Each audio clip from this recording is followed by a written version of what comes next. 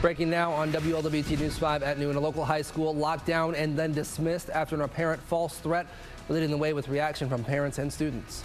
And Ohio voters approve abortion rights and recreational marijuana. What comes next for the state with both of those changes?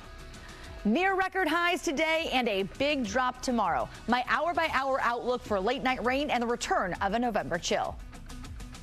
This is WLWT News 5, leading the way with breaking news. First at noon, we are leading the way on breaking news. A local high school dismissed after another apparent swatting incident. Thanks for joining us. I'm Stephen Albritton. And I'm Kelly Rippin. So Colerain High School now the latest to go into a lockdown after someone made a threatening phone call. WLWT News 5's Meredith Stutz joining us live outside Colerain High School, where it's obviously been an emotional morning for students and staff. Meredith.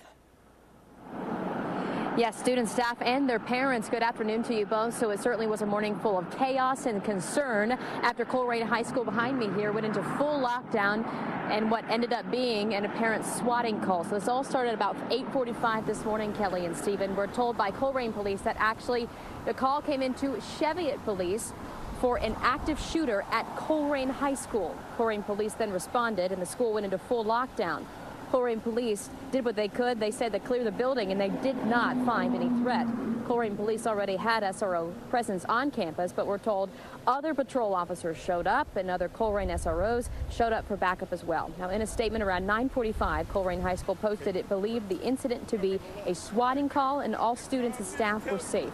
Understandably, though, because of how scary and emotional this is, the school dismissed for the day. We watched as cars lined up on Cheviot Road full of family members waiting to get their students. We spoke with a sophomore and her grandfather. They shared their fear, relief, and the one thing the student did that led to both of them being in tears. And it really got my anxiety levels like through the roof, and I was panicking. I was texting everybody that I loved them just in case, worst case scenario, I didn't make it out of there.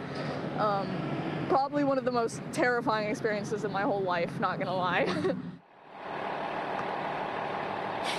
Understandably so, and they showed us that text message, Stephen and Kelly, of that student, Aubrey, saying her goodbyes and I love you. It was so awful to see that she had to send that text message. Again, we're told that all students and staff are safe after this apparent swatting call. But what is interesting is that as these hours have ticked on this morning, we've heard now from the Louisville Police Department that they responded to a apparent swatting call in their area, also citing Evansville and Cincinnati in their tweet post this morning. And also we've learned that there is also an apparent swatting call in the Dayton area as well. So certainly we're going to be keeping an eye on this now regional swatting incident on this Wednesday morning. Reporting live, Meredith Stutz, WLWT News 5. All right, Meredith, thank you so much.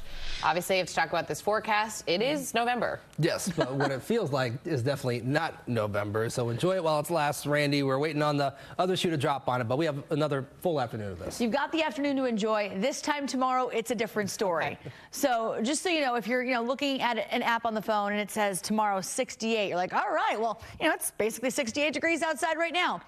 That high happens while most of Cincinnati is snoring. So plan on temperatures tumbling first thing tomorrow morning. So my advice is get outside and enjoy this, right? Currently 73 degrees in Cincinnati, 70 in Dillsboro, 71 in Hamilton, Loveland and Batavia both at 65. It is 69 degrees currently in Wilmington, and the hour-by-hour outlook brings those temperatures into the upper 70s. In fact, just shy of the record for this date, which is 79, set back in 2020. So a warm and, yes, a little windy afternoon coming our way, but things are going to change. There is a cold front that rolls in tonight.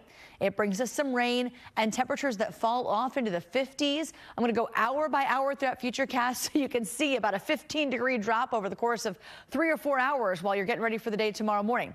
That's coming up in a few minutes. Stephen? Thank you, Randy. In Commitment 2023, the highly controversial and closely watched battle of abortion in Ohio is now settled. Voters overwhelmingly in support of protecting the procedure in Ohio. Issue 1 establishes the constitutional right of Ohioans to make reproductive decisions when it comes to abortion. It effectively thwarts Ohio's 6-week abortion ban passed by Republican state legislators that was put on hold by a Hamilton County judge. It also protects the right to contraception and fertility treatment. The fight for reproductive freedom is not binary. It is not a choice between terminating a pregnancy and giving birth. Reproductive freedom means complete autonomy and self-determination when making decisions about our physical and mental health. Ohio is now the 7th state to put abortion into the state's constitution. The amendment takes effect in 30 days.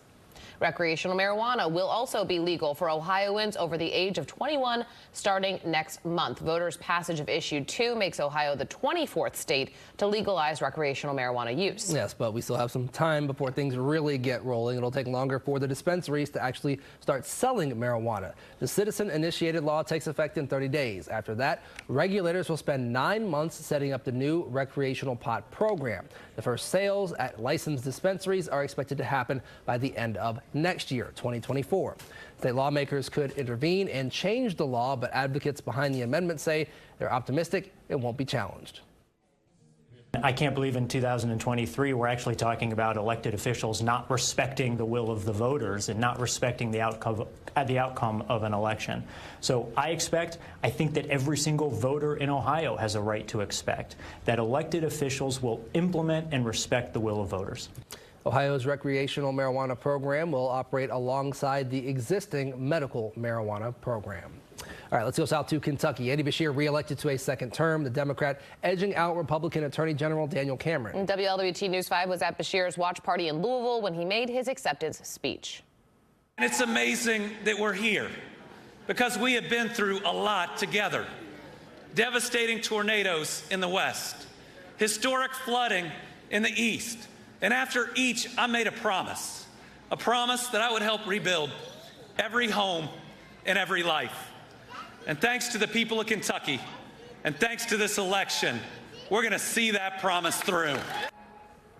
We're told Andy Beshear is going to talk to reporters today in Frankfort to discuss his plans ahead of his now second term. So if you're still waiting to hear about your local city council, maybe your school levy, those results scrolling at the bottom of your screen. You can also scan the QR code there as well to see the full list of results. Of course, you can always find that at WLWT.com or on our mobile app.